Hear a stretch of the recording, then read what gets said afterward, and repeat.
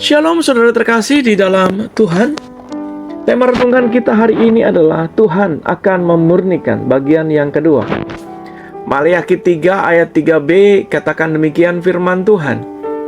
Dan ia mentahirkan orang Lewi, menyucikan mereka seperti emas dan seperti perak, supaya mereka menjadi orang-orang yang mempersembahkan korban yang benar kepada Tuhan. Saudara terkasih di dalam Tuhan, pada bagian sebelumnya kita bicara bagaimana Tuhan duduk seperti tukang perak yang melakukan pemurnian perak.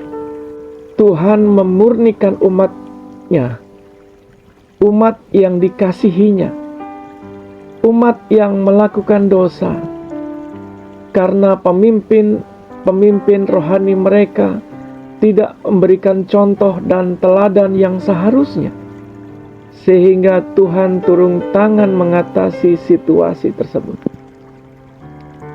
Tuhan memulai memurnikannya diawali dari rumahnya, yaitu bait Allah, yaitu orang-orang yang mengurusi kerohanian umat Israel. Dalam hal ini adalah orang-orang Lewi, pemimpin umat yang waktu itu banyak mengambil keuntungan pribadi demi kenyamanan yang mereka bisa dapatkan dari posisi dan kedudukan mereka. Misalnya mempersembahkan persembahan yang keliru atau asal-asalan, hidup tidak peduli pada lingkungan baik keluarga atau di mana mereka tinggal. Yang penting mereka mendapatkan sesuatu keuntungan yang memuaskan diri mereka. Pemimpin sungguh tidak bisa menjadi teladan dan contoh yang baik. Bukankah hari-hari ini di mana kita hidup tidak berbeda kondisinya? Banyak orang juga tidak kenal dengan tetangganya, tidak kenal dengan lingkungannya. Bukankah pemandangan ini sangat jelas dalam masyarakat modern saat ini? Bahkan para pemimpin kita pun banyak yang justru tidak menjadi teladan dan contoh. Mereka tidak peduli dengan orang-orang yang dipimpinnya. Yang penting kenyamanan diri sendiri.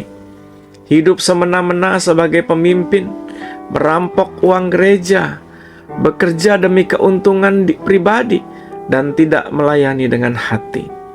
Anehnya, banyak umat yang juga masih taat pada pemimpin-pemimpin yang demikian. Umat tidak mau belajar firman.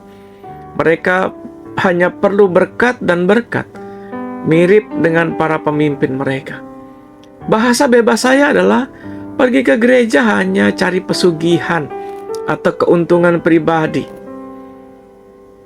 Saudara terkasih di dalam Tuhan, hari ini Tuhan yang sama akan menghakimi dan dimulai dari rumah Tuhan, yaitu para pemimpin gereja.